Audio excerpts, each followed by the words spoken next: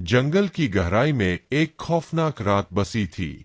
चांद की कमजोर रोशनी से छिपे अंधेरे में पेड़ों की परछाइयां और भी डरावनी लगती थीं। गांव वाले कहते थे कि इस जंगल में रात को अजीब अजीब आवाजें आती है, लेकिन किसी ने भी कभी इसका सामना नहीं किया था। एक दिन राकेश नामक एक युवा साहसी आदमी ने जंगल में रात बिताने की ठान ली। उसने सोचा कि यह सब सिर्फ अफवाहें हैं और उसे डराने के लिए कोई नहीं है। लेकिन रात के अंधेरे में जब चांद के प्रकाश ने उसके चारों ओर अजीब छायाएं फैलाई, उसे कुछ असामान्य महसूस हुआ। राकेश ने अपने चारों ओर ध्यान दिया और देखा कि पेड़ों की परछाइयां अजीब तरीके से हिल रही थीं।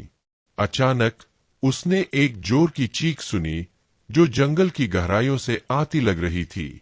वह डर के मारे कांप उठा, लेकिन साहस जुटाकर आवाज की ओर बढ़ा। जैसे ही वह उस दिशा में गया, उसके सामने एक पुराना और टूटा हुआ मंदिर दिखाई दिया। मंदिर के अंदर कदम रखते ही राकेश ने महसूस किया कि हवा में एक अजीब सी ठंडक फैल गई है। उसने चारों ओर देखा और देखा कि दीवारों पर अजीब अजीब चित्र बने हुए थे। चित्रों में मृत लोगों के चेहरों की झलक दिख रही थी। तभी उसे किसी के पैरों की हल्की सी आवाज सुनाई दी। उसने पीछे मुड़कर देखा, लेकिन वहां कोई नहीं था। वह धीरे धीरे मंदिर के भीतर और गहराई में गया। अचानक एक भयानक चेहरा उसके सामने उभरा, जो बुरी तरह से विकृत और जला हुआ था।